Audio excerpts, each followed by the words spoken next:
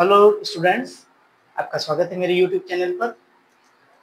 Last lecture में हम लोगों ने मैट्रिक्स के बारे में डिस्कशन किया था। मैट्रिक्स की डेफिनेशन, उसके एप्लीकेशन और कुछ बेसिक टाइप्स के हमने मैट्रिक्स को डिस्कस किया था।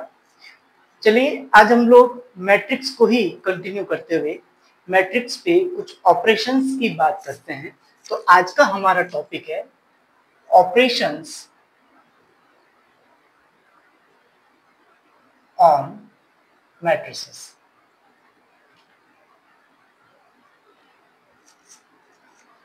जिस तरह से नंबर सिस्टम जब हम पढ़ते हैं तो संख्याओं में हम एडिशन, मल्टीप्लिकेशन, सब्ट्रैक्शन, डिवीजन इस तरह के बेसिक ऑपरेशन सीखते हैं।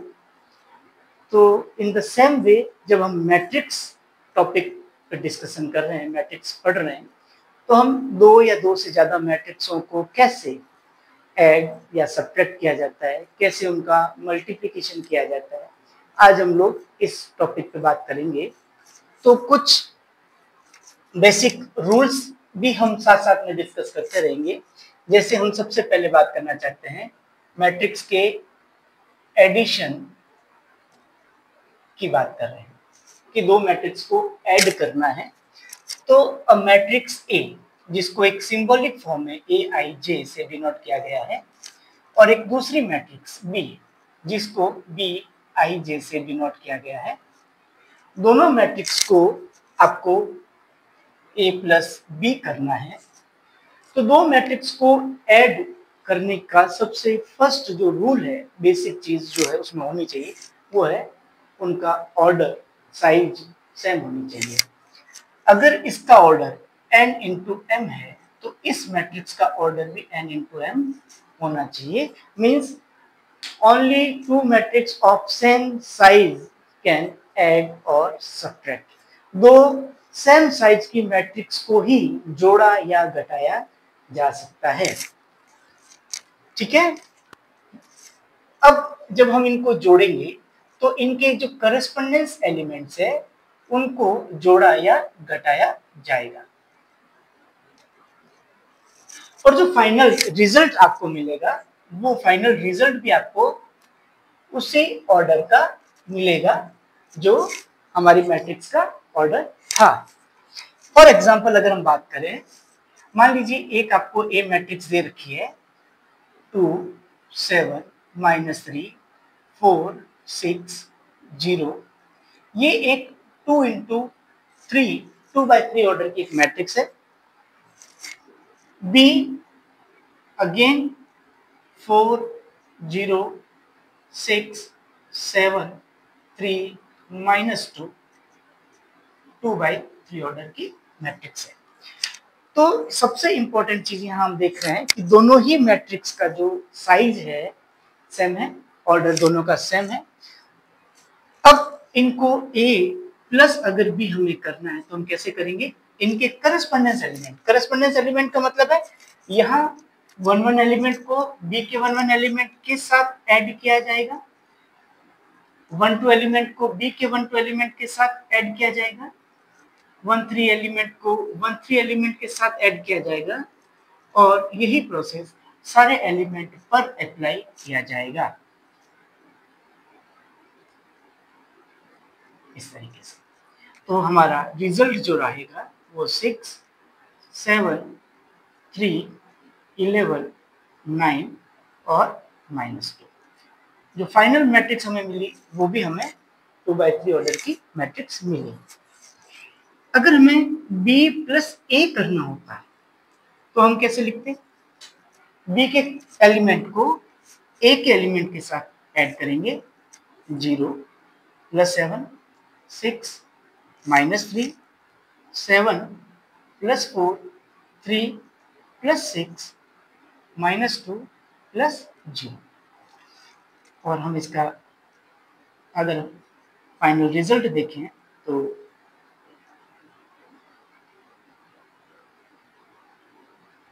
ये भी 2/3 का है। तो जब हमने दो मैट्रिक्स A और B जो सेम साइज की थी उनको हमने ऐड किया और देखा कि जब हमने a प्लस बी किया या b प्लस a किया तो दोनों ही जो है वो इक्वल थे। तो ये पहली प्रॉपर्टी है कि मैट्रिक्स के लिए एडिशन जो है वो कम्यूटेटिव रूल को फॉलो करता है। मींस a प्लस बी और b प्लस ए दोनों ही मैट्रिक्स के रिजल्ट जो है वो सेम रहते हैं, या हम ये कह सकते हैं कि a plus B always equals to b plus A. इसको थोड़ा सा और अगर यहाँ पे 2 की जगह 3 मैट्रिक्स होती तो एसोसिएटिव मैट्रिक्स की बात होती, जो हम आगे डिस्कस करेंगे कि मैट्रिक्स का एडिशन जो है वो किस किस रूल को फॉलो करता है। चलिए, ये हमारा पहला जो ऑपरेशन था मैट्रिक्स का वो हमने देखा। यही अगर मुझे मैट्रिक्स के एडिशन के जगह सब्ट्रैक्शन करना होता, मैट्रिक्स का सब्ट्रैक्शन करना अगर मुझे है, माइनस घटाना है मैट्रिक्स को, तो जहां हम प्लस साइन लिख रहे हैं वहां सभी जगहों पे क्या बन जाएगा, माइनस बन जाएगा। और दो मैट्रिक्स को डिफरेंस करने के लिए भी जो बेसिक रूल है वो यही है, two matrix can differentiate if their side are same. दो मैट्रिक्स को अंतर किया जा सकता है, डिफरेंस उनका किया जा सकता है अगर उनका साइज सेम है। तो यहाँ पर जो प्लस है उस प्लस की जगह माइनस आ जाएगा, सभी ऑपरेशन में यहाँ माइनस आ जाएगा। यहाँ पर ये अगर हम देखें, अगर ये माइनस है तो इसको जब हम माइनस करेंगे तो ये कट के प्लस हो जाएगा। तो यहाँ हमारे कुछ रिजल्ट जो है वो चेंज हो जाएंगे।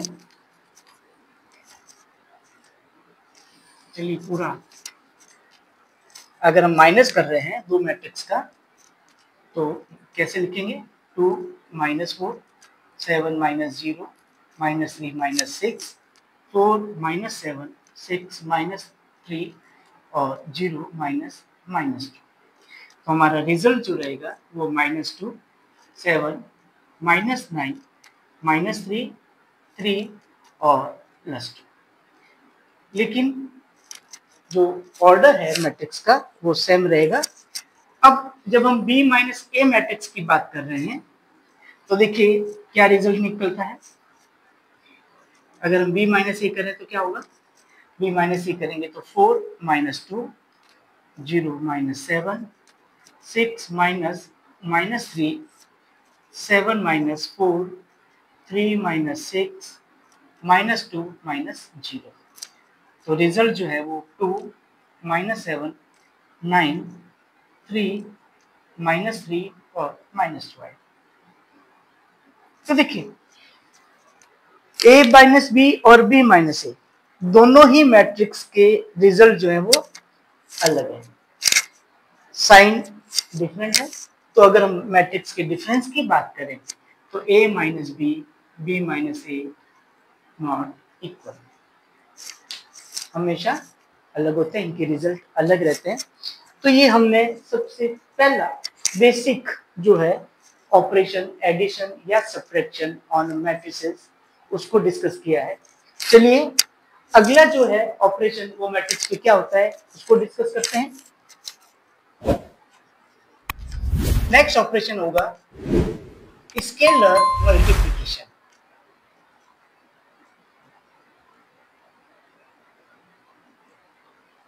स्केलर मल्टीप्लिकेशन, स्केलर मल्टीप्लिकेशन का मतलब है कि अगर हमें कोई matrix aij of any order n into n दिया हुआ है और हमें उस मैट्रिक्स a को किसी स्केलर नंबर k से मल्टीप्लाई करना है तो हम कैसे करते हैं, तो इस k का मल्टीप्लाई मैट्रिक्स के सारे एलिमेंट्स के साथ किया जाएगा। जैसे मान लीजिए आपकी कोई मैट्रिक्स है 5 -3 2 4 0 6 3 1 7 1 0 2, ये 3/4 ऑर्डर की कोई मैट्रिक्स है। और अब इस 3/4 ऑर्डर की मैट्रिक्स का हमें 2 से मल्टीप्लाई करना है तो हमें इस मैट्रिक्स के सारे ही एलिमेंट्स को 2 से मल्टीप्लाई करना पड़ेगा। 10 -6 4 8 0 12 6 2 14 2 0 4। तो जब कभी हम किसी मैट्रिक्स को किसी स्केलर नंबर से मल्टीप्लाई करने की बात करते हैं तो हमारा मतलब मैट्रिक्स के सारे एलिमेंट से मल्टीप्लाई करना होगा। इसका रिवर्स अगर हम देखें, जैसे हम नॉर्मली अलजेब्रा में और कई जगहों पे देखते हैं, जब हम फैक्टर्स वगैरह निकालते हैं तो कॉमन लेंगे, हम कुछ नंबर्स जो है कॉमन लेते हैं। तो अगर मैट्रिक्स के एलिमेंट्स देखिए, जैसे अगर हम बात करें, आपके पास एक कोई मैट्रिक्स है 5 10 5 -5 15 20 10 25 30। तो यहाँ हम एक चीज देख रहे हैं, वो ये है कि मैट्रिक्स के सारे एलिमेंट्स जो हैं वो 5 के मल्टीपल है। इट मीन्स हम अगर चाहें तो इस मैट्रिक्स में से 5 कॉमन ले सकते हैं, तो अंदर जो है इस तरह से नंबर्स बन जाएंगे। ये देखिए, स्केलर मल्टीप्लिकेशन का एक तरह से रिवर्स प्रोसेस हो गया। यहां पर हमने किसी नंबर को मैट्रिक्स के सारे एलिमेंट के साथ मल्टीप्लाई किया था, यहां हम अगर कोई फैक्टर कॉमन है तो उसको हम इस तरह से बाहर निकाल सकते हैं। अगर इस पे जैसे क्वेश्चन कैसे बनते हैं, मान लीजिए आपको एक मैट्रिक्स दिया हुआ है a इज इक्वल टू 2 7 -3 4। दूसरा एक मैट्रिक्स सेम ऑर्डर का दिया हुआ आपको 4 7 3 0 1, और आपसे कहा जाए फाइंड 2a - 3b, तो आप इसको कैसे ऑपरेट करेंगे? तो यहाँ पर a मैट्रिक्स को 2 का स्केलर मल्टीप्लाई हमें करना है। मींस a मैट्रिक्स के सारे एलिमेंट्स को हमें 2 से मल्टीप्लाई करेंगे तो ये बन जाएंगे 4 14 -6 8। ये हमने a मैट्रिक्स को 2 का स्केलर मल्टीप्लाई कर दिया। b मैट्रिक्स को हमें 3 का स्केलर मल्टीप्लाई करना है, तो जब हम इसके सारे एलिमेंट्स को 3 से मल्टीप्लाई करेंगे तो ये बन जाएगा 12 9 0 3। और उसके बाद नेक्स्ट जो ऑपरेशन है वो इन दोनों मैट्रिक्स का एडिशन या सब्ट्रैक्शन जो भी है, व्हाटएवर जो आपको दिया हुआ है, यहाँ दोनों का डिफरेंस दिया हुआ है, तो हम दोनों का डिफरेंस कैसे निकालेंगे? करस्पॉन्डेंस एलिमेंट्स को हम डिफरेंस कर देंगे। 4 - 12 14 - 9 -6 - 0 8 - 3। तो हमारा रिजल्ट आ गया है -8 5 -6 और 5। ये हमारा इस तरीके से हमने नेक्स्ट ऑपरेशन जो देखा वो किसी एक मैट्रिक्स को स्केलर नंबर का मल्टीप्लिकेशन देखा। अब ऑपरेशन में ही हम नेक्स्ट और सबसे इंपॉर्टेंट ऑपरेशन पे डिस्कस करने वाले हैं, मल्टीप्लिकेशन ऑफ 2 मैट्रिसेस। जब हम दो अलग अलग मैट्रिक्स को मल्टीप्लाई करने की बात करते हैं तो हम कैसे मल्टीप्लाई करेंगे, चलिए।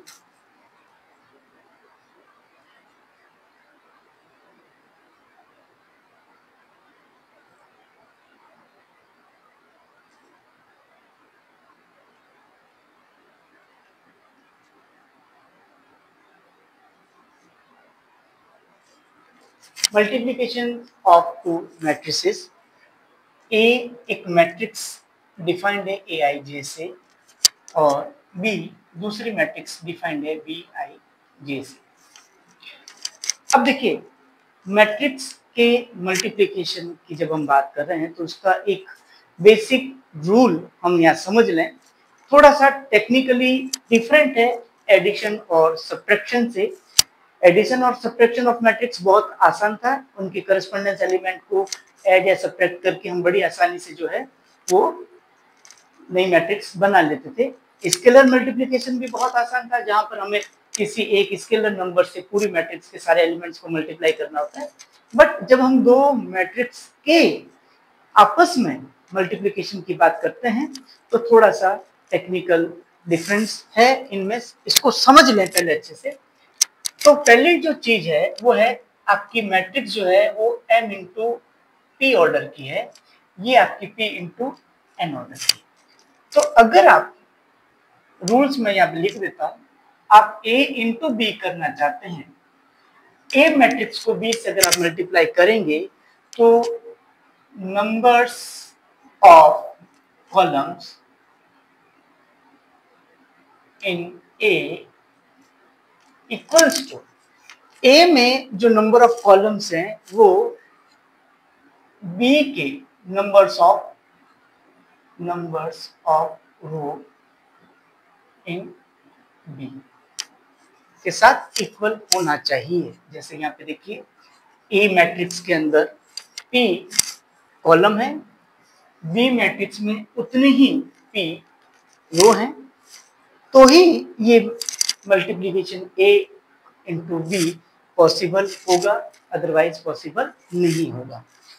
इसको थोड़ा सा हम देखिए, A11 आपको A12 और ऐसे ही हमारा ये A1P, इसी क्रम में AI1 AI2 और ये हमारा AIP होगा।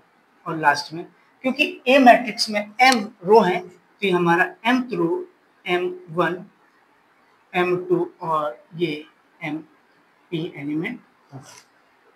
ये हमारी A मैट्रिक्स कुछ इस तरीके से डिफाइंड होगी। तो ये हमारा A मैट्रिक्स है। B मैट्रिक्स की अगर हम बात करें तो B मैट्रिक्स में जो एलिमेंट्स है B11 B12 और ऐसे ही हमारा यहाँ B1J कोई एलिमेंट होगा और कंटिन्यूएशन में लास्ट B1N, क्योंकि इसमें नंबर ऑफ रो जो हैं हमारे कितने हैं n, कॉलम जो है आपके n कॉलम। दूसरा ऐसे ही कंटिन्यूएशन में चलते चलते हमारा जो कॉलम है लास्ट, इसमें p रो है तो P1 B P2 और यहाँ B Pj और यहाँ Pn, ये इस तरीके से। तो ये जो कॉलम है आपका, कोई पर्टिकुलर कॉलम है तो इसमें जो नंबर इस तरह से चल रहे हैं आपके, और यहाँ हमारा अगला अगर हम एलिमेंट की बात करें तो वो B2J होगा और इसी तरीके से हमारा चल रहा है। अब देखिए, जब हम A मैट्रिक्स को B मैट्रिक्स के साथ मल्टीप्लाई करने की बात कर रहे हैं तो यहाँ हम किसी एक रो को एक कॉलम के साथ मल्टीप्लाई करते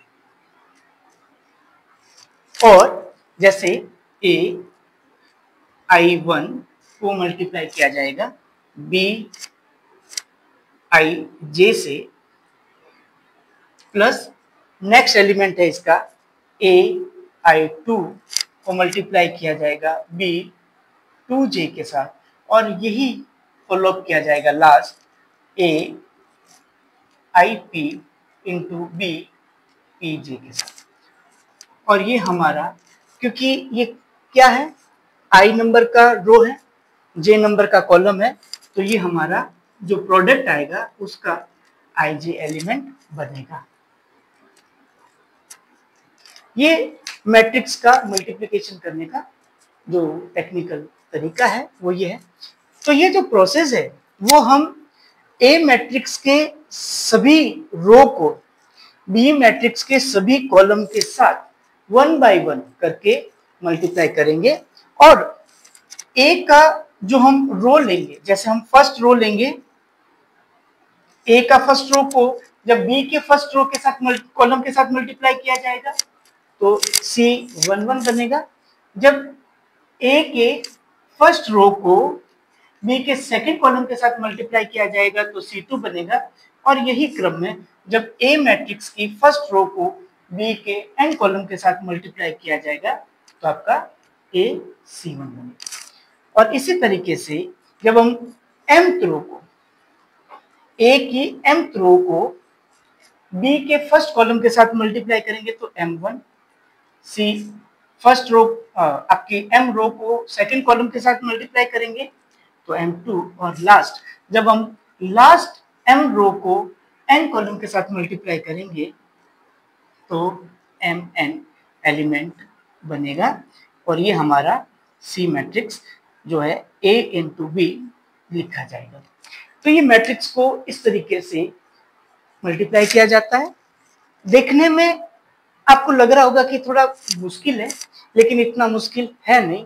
अब हम देखो इसको बहुत ही इजी तरीके से समझने की कोशिश करते हैं। कैसे? चलिए,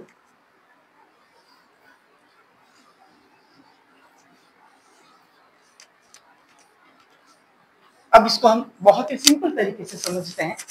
मान लीजिए कि आपके पास एक कोई मैट्रिक्स है 1 2 3 4 5 6। ये मैट्रिक्स 2 इंटू 3 ऑर्डर की मैट्रिक्स है। बी हमारे पास एक मैट्रिक्स है x y z p q r a b c 3 into 3 order की। तो हम देखेंगे कि ए मैट्रिक्स में जो नंबर ऑफ रो हैं, नंबर्स ऑफ कॉलम्स इन ए, ये मैट्रिक्स ऑफ बी के नंबर्स ऑफ रो के बराबर है। ए मैट्रिक्स में जितने कॉलम है, बी मैट्रिक्स में उतनी ही रो है। तो हम देख सकते हैं यहाँ पे कि ये जो मल्टीप्लिकेशन का बेसिक रूल होता है ये फॉलो हो रहा है, तो हम यहाँ मल्टीप्लाई कर सकते हैं। तब हम जब a इंटू बी करेंगे तो मल्टीप्लाई का तरीका क्या रहता है? यहाँ पहला रो है आपका 1 2 3। जब हम इस फर्स्ट रो को, ये हमारा फर्स्ट रो है, बी मैट्रिक्स के कॉलम के साथ जब मल्टीप्लाई करेंगे तो पहला कॉलम आपका x y z है। तो मल्टीप्लाई कैसे किया जाता है? करस्पॉन्डेंस एलिमेंट को 1x plus 2y plus 3z, ये हमने फर्स्ट रो को फर्स्ट कॉलम के साथ मल्टीप्लाई किया तो हमारा 1 1 पोजीशन का एलिमेंट बनके तैयार हो गया। यही जब हम 1 2 3 को second column p q r के साथ मल्टीप्लाई करेंगे तो बनेगा 1p plus 2q plus 3r। 1 को p के साथ, 2 को q के साथ और 3 को r के साथ मल्टीप्लाई। जब इसी प्रोसेस को थर्ड कॉलम के साथ मल्टीप्लाई किया जाएगा a b c के साथ, तो ये हमारा फर्स्ट रो का थर्ड कॉलम बन के तैयार होगा और उसको हम लिखेंगे 1a 2b और 3c। तो देखिए कितना सिंपल तरीके से हमने फर्स्ट रो को बी के फर्स्ट कॉलम, सेकंड कॉलम और थर्ड कॉलम तीनों के साथ अलग अलग मल्टीप्लाई कर दिया। तो हमारे फर्स्ट रो के, क्योंकि ए का फर्स्ट रो का हमने मल्टीप्लाई किया है, तो अभी हमें प्रोडक्ट के फर्स्ट रो के सारे एलिमेंट मिल गए हैं। जब हमने फर्स्ट कॉलम के साथ मल्टीप्लाई किया तो फर्स्ट कॉलम का एलिमेंट मिला, सेकंड कॉलम के साथ मल्टीप्लाई से सेकंड कॉलम का एलिमेंट मिला और थर्ड कॉलम के साथ मल्टीप्लाई से थर्ड कॉलम का एलिमेंट मिला। अब सेकंड रो की बारी है, तो सेकंड रो जो है वो 4 5 6 है। अब इस सेकंड रो को मल्टीप्लाई करना है हमें कॉलम के साथ, तो हमारा कॉलम है x y z। तो जब हम फर्स्ट के साथ मल्टीप्लाई करेंगे तो 4x 5y 6z correspondence element का सेकंड रो का फर्स्ट कॉलम के साथ, तो ये हमारा सेकंड रो का फर्स्ट कॉलम बना। अब फर्स्ट सेकंड रो को सेकंड कॉलम के साथ मल्टीप्लाई जब करेंगे तो सेकंड कॉलम के एलिमेंट है p q r, तो मल्टीप्लाई हो जाएगा 5p 4p 5q 6r। और इसी तरीके से जब हम सेकंड रो को थर्ड कॉलम के साथ मल्टीप्लाई करेंगे तो सेकंड रो का थर्ड एलिमेंट हमें मिलेगा 4a 5b और 6c। ये अब आप समझ गए होंगे कि एक मैट्रिक्स को किसी दूसरी मैट्रिक्स से मल्टीप्लाई कैसे किया जाता है। पहली मैट्रिक्स के रो के एलिमेंट्स को दूसरी मैट्रिक्स के कॉलम के करस्पॉन्डिंग एलिमेंट्स के साथ मल्टीप्लाई किया जाता है। इससे आप समझ गए होंगे कि जितने इसमें 1 2 3 कॉलम है तो इसमें उतने ही 1 2 3 रो 1 रो 2 रो 3 होने चाहिए, कॉलम 1 कॉलम 2 और कॉलम 3, तब भी ये मल्टीप्लाई पॉसिबल हो सकता है। अगर इनमें से इस तरह का रूल फॉलो नहीं होता है, मान लीजिए यहाँ पर एक एक्स्ट्रा रो है तो आप मल्टीप्लाई नहीं कर सकते। तो कभी भी दो डिफरेंट साइज की मैट्रिक्स का मल्टीप्लाई पॉसिबल होता है जब फर्स्ट मैट्रिक्स के number of column second matrix के नंबर ऑफ रो के बराबर होते हैं। और हम इस तरीके से बिल्कुल सिंपल तरीके से हम मल्टीप्लाई करके देख सकते हैं। ठीक है, चलिए एक छोटी सी बात यहाँ हम इस टॉपिक में डिस्कस कर लेते हैं, वो है पावर ऑफ मैट्रिक्स, मैट्रिक्स की घात।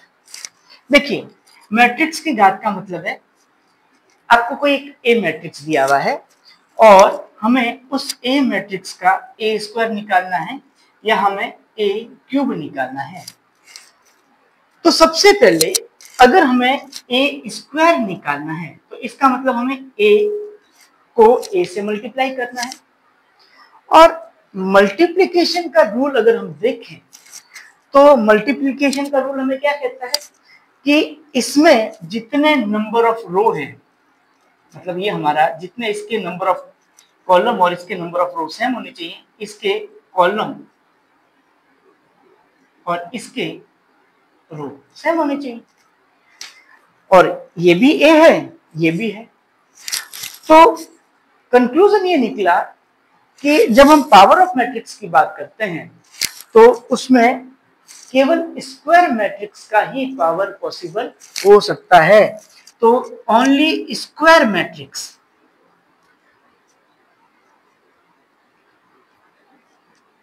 ध्यान रखें यहां इंपॉर्टेंट चीज कि केवल एक स्क्वायर मैट्रिक्स ए का ही हम पावर निकाल सकते हैं।